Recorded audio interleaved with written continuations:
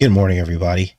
Welcome back to the channel. I'm fighting a little bit of a cold, but I don't want to miss this time with you guys because this is a very important show. Now, I had a vision the other night, and I was standing on the banks of a stream that was flowing down at me very rapidly, and the stream was almost overtopping its banks. And in that instant, God put it in my mind that the stream was like the bloodstream, and that all of the land masses of Earth were one end of massive trees that connected to the garden. Now, one day I'll try to put together some kind of illustration for you guys so you can see what I'm talking about. But basically, the trees look like pillars connecting Earth to the garden above. In fact, all of creation was based on the likeness of a tree. In his image, the tree of life. And then it was put into my mind that the cherub with the flaming sword was not what we thought. It was something different than the interpretation of what we were told. That it wasn't turning flaming swords, but instead they were axes that severed the connection between the trees of the garden and the tree of the knowledge of good and evil and us. This is the prison that we're stuck in. So, of course, when I woke up yesterday, I tried to recall the vision, the dream, whatever you want to call it, and I opened up to the book of Genesis to see if this vision could have possibly been true. And lo and behold, the swords mentioned, the spinning swords, can also be translated as axes. An axe that chops down a tree. An implement used to cut down a tree. Let's go down into that verse. Now, this basically is a concordance. You can call it what you want. Some people call these mechanical Bibles. But basically, it shows you the original language from the oldest scrolls found. That, of course, have been corroborated by all of the other scrolls found in different places. The ancient Hebrew language matches up perfectly. In other words, God did preserve his word. What's in question is the interpretation of that word. There's no question about how old the languages are and how old the original word written down is. The only questions there really are is basically the interpretations. And that's what we're going to look at today. Because when they translated this and interpreted it, I think we can all agree that they could have interpreted it incorrectly. So, this word for sword can also mean axe. It doesn't mean that it for sure means axe, but we're going to break this down. So, I believe after today that this tool, this axe, the flaming sword, was the literal cutting off of the umbilical cord to the tree of life. Just like a child's umbilical cord is cut from the mother's placental tree. And when it's cut, it's called a stump. Notice how both ends of the child in the umbilical have like a root or branch system. What were these trees? Well, an axe cutting off tree portals to the garden that we used to use to go into the garden and commune with the Most High, the angels, and everything else cut off from the tree of life. Now, Genesis does say here that they had to do that, cut them off from the tree of life, because if they kept partaking of it, then they would live forever. And you can't have both the tree of knowledge of good and evil and the tree of life. The two don't jive together.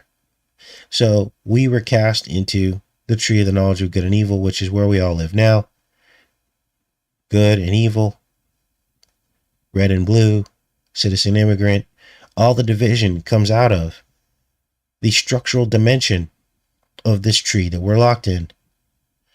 But this goes deeper. We're going to break down Genesis 3 even further and look at possible deeper meanings of what it means to eat of the fruit or take of the tree.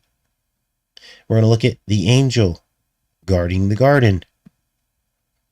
And we're just going to break down these words and see if there could be other meanings. Now, as a prerequisite to this, if all of this is true, it has to jive somewhere else in the Bible, right? Well, in ancient times, God's people often went to the tops of mountains to pray, didn't they? Moses was one of the most notable. He received the 10 Commandments and talked to God at the top of a mountain. How about Abraham and Isaac? Same thing, right? A mountain. Or how about the burning bush? That was also a mountain. Or Jesus' sermon on the mountain. And of course, there was Noah on Mount Ararat, where the ark rested. He received the covenant, the new covenant from God for his people and all of mankind. He built an altar there,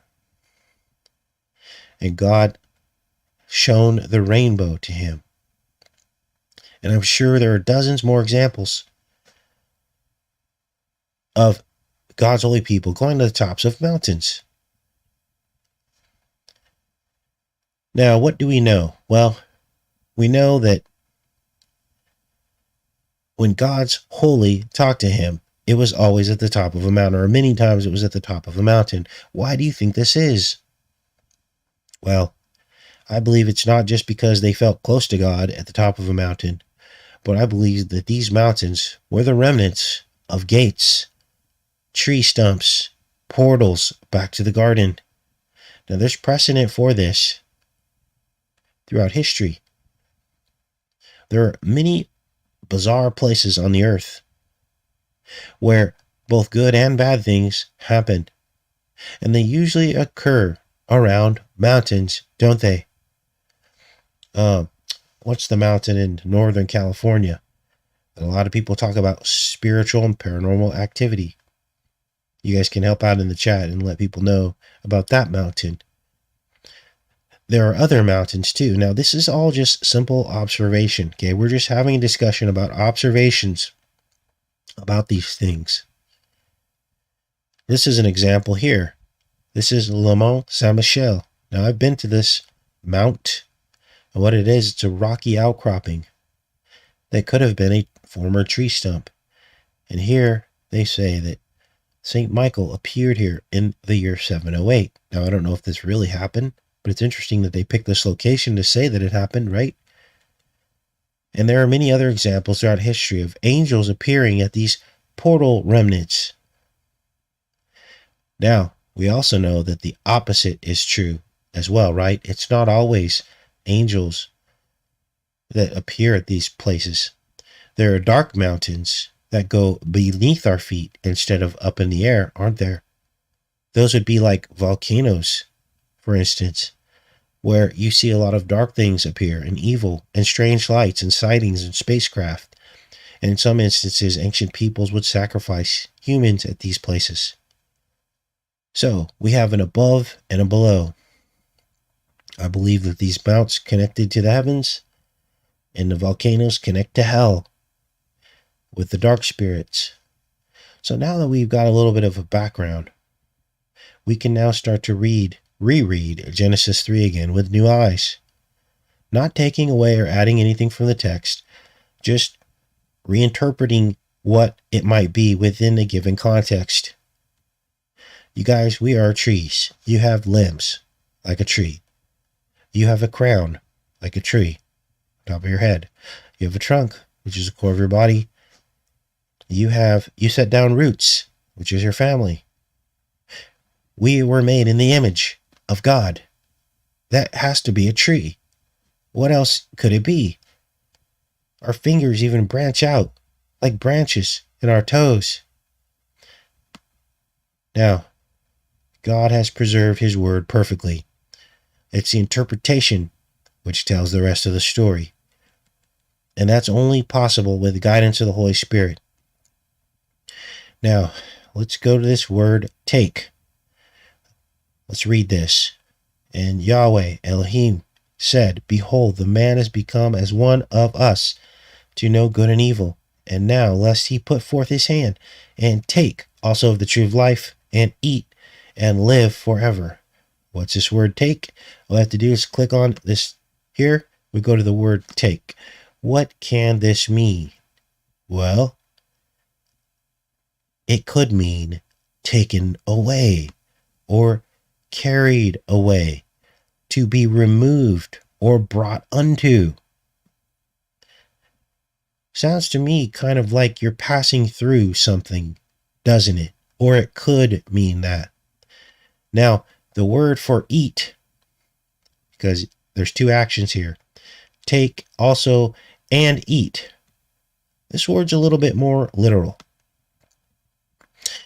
It says to eat, right? To devour, to consume, to destroy, to be eaten. It's a little bit more literal. There's not much room for interpretation here. But I can tell you this. Even this word eat fits within the context of some kind of transference through a gate or portal. When you consider the curse that God put on the serpent, remember that? He told him he would consume the dust, didn't he? That was part of the curse. You will eat dust. You will lick dust. You will devour dust. I believe that's the Ouroboros, which is a physical description of the tree of the knowledge of good and evil. How so? Well, you're born, you die, you turn to dust, and you're consumed. And it starts all over again, doesn't it? It's a descriptor of the actual physical, I guess you can call it, description of the dimension. There are laws of sorts, is the way you could look at these different trees of the garden. Interesting, right? The serpent consuming the dust of the cursed realm that he was imprisoned to, which is our current world. You see, when you enter a gate in another tree or realm, you are in fact eating it or consuming it, aren't you? If you really think about what that means. Because things have to be consumed for you to survive, don't they? You have to eat to survive in the tree of the knowledge of good and evil. Whereas with the tree of life, what was our food? It was the infinite waters of the garden. Now we're going to get into those waters and those rivers. But think of the difference in the rules, the laws, the physical laws of the different trees. Tree of life, infinity, you live forever. Tree of the knowledge of good and evil, you have to eat fruit to live, right? You have to eat animals. You have to eat plants. Interesting, right? When you see this through different eyes, it makes a whole lot more sense. Now, there's something else here. The word eat. Consumed by fire. What else does it say here? To flash about, I believe is what it is here. Let me look this up on the page here. Nope. Maybe that's to take. Let me go back. To take.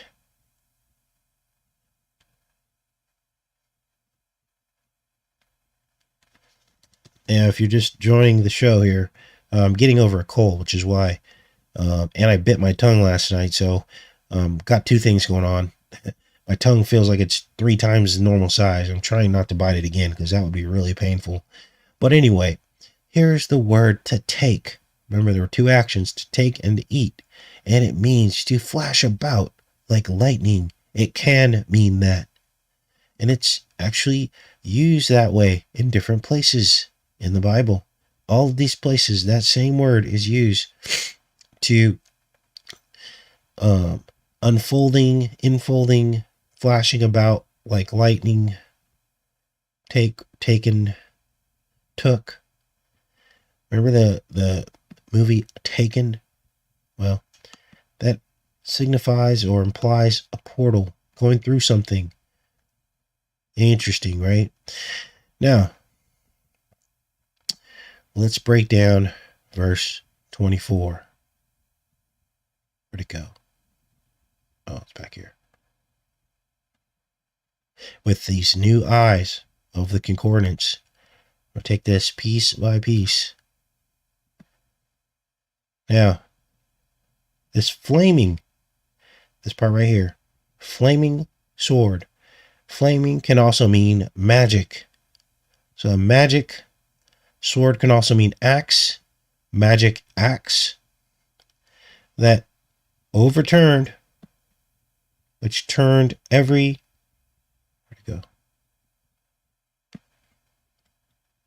Which way, turned every way. And this can also mean overturn. And it guarded or kept, which can also mean guarded the pathway to the tree of life. So the magic axe that overturned and guarded the pathway to the tree of life is also how this could be read. What did it overturn? Well, I think it overturned trees. Now, it sounds like they severed our end of the tree portals, doesn't it? And that the magic axe that keeps guard, because there's also another descriptor in here, right? It's also keeping guard, or keeping the way to guard. That sounds to me like there was a remnant left over, which also sounds to me a lot like the Northern Lights. The magic sword keeping guard after it felled the trees. Now, this magic axe appears, or the axe for that word appears in Ezekiel. This is it right here. Translated as axe instead of swords. It says, and shall set engines of war against thy walls, and with his axes he shall break down thy towers. This to me sounds like towers, like the trees of the knowledge of good and evil, which we've showed you guys on this channel. These two trees probably look like towers. This is where we get the two towers, right? Wow. Now, there's more to this. There's more corroboration, possible corroboration, in the book of Enoch 66. And it seems to speak of the final demise of whatever remnant tree portals were left standing in Noah's day. It says the angels labored at the trees. Let's read this. In those days the word of God came to me and said, Noah, behold, your lot has ascended up to me, a lot void of crime, not a lot beloved and upright. This almost seems to infer this ascending up to me is part of this tree portal, right? Ascending up to me. Now, then shall the angels labor at the tree. So after Noah went through the portal and his lot went through the portal, then the angels cut down the rest of the trees. But when they proceed to this, I will put my hand on it and preserve it. The seed of life shall rise from it. So remember, it was a wasteland during Noah's day. Everything was consumed. All the acquisitions of men were consumed by the fallen ones, the Nephilim. And at that point, God basically reseeded the planet. The seed of life shall rise from it. Because remember, the garden, I can imagine that Noah probably lived in remnants of the garden. The trees had been cut down or severed from the garden.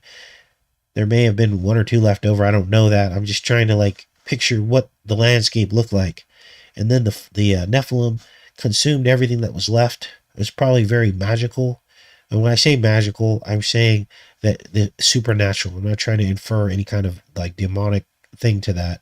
I'm saying there was probably a lot more supernatural activity, as they were very close to when the garden gate was closed, and there may have been images in the sky and the heavens of these remnants of things, right?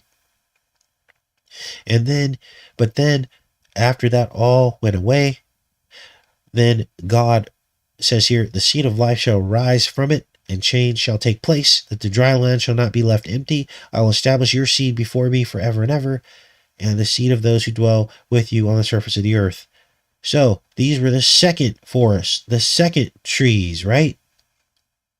The original trees were cut down or severed from the garden, and now this is the second trees.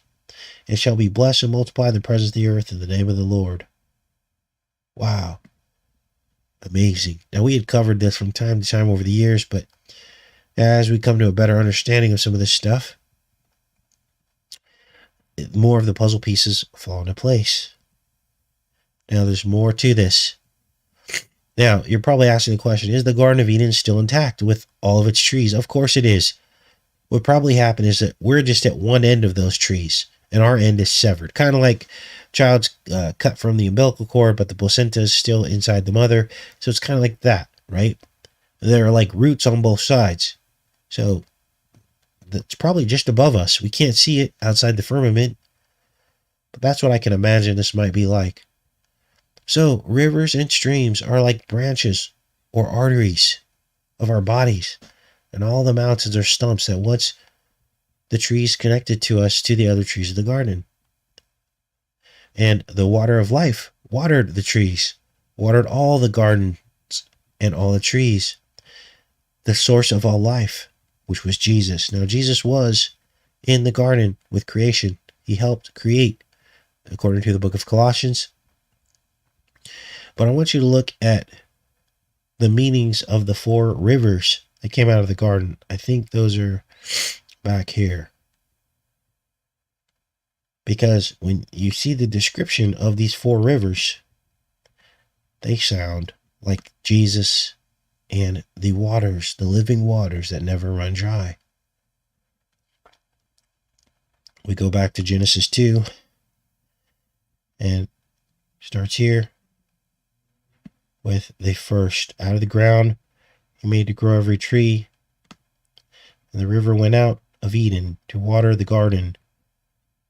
The name of the first was Pishon, or Pishon, and this means increase. Second river, Gihon, and that word means bursting forth. So we have increased, bursting forth. Next one, the Tigris. And here they call it Siddiqel, which is the original Hebrew word, but it's also translated to the Tigris River. This one means rapid. Now, this was the river in my dream, in my vision from a couple nights ago. Siddiqel, or the Tigris River, means rapid. And the last river, the Euphrates, likely 4th river. They call it here Pyra, but it also translates to Euphrates. That means fruitfulness.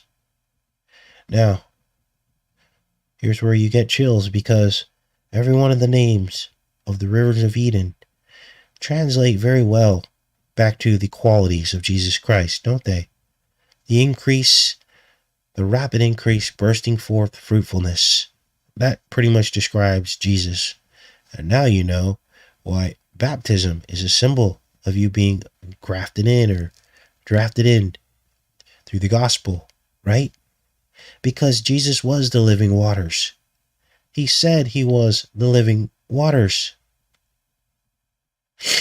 Now, there's a Wikipedia page on living water.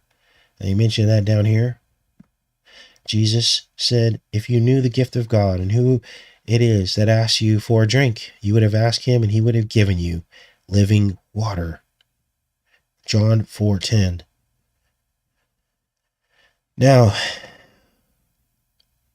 the entire fallen world, it appears to me, is the tail end or the cuttings of the majestic garden. This is really a splice of what are the world that God will create for us. It's just a splice of what it really is. A glimpse of God's majesty is what I believe it is. Anyway, that's what I wanted to show you guys today. We've done bits and pieces of this show in the past, but I wanted to put it all together for you guys. I love each and every one of you. I'm going to try to rest my voice here and hopefully be back on tomorrow with some headlines. I got a few of those pulled up. I appreciate all of you guys who showed up to the show this morning. Maybe we'll go into the chat for just a few, and I'll read your comments while I rest my voice. Hopefully this stream came through okay, because I won't be able to repeat myself.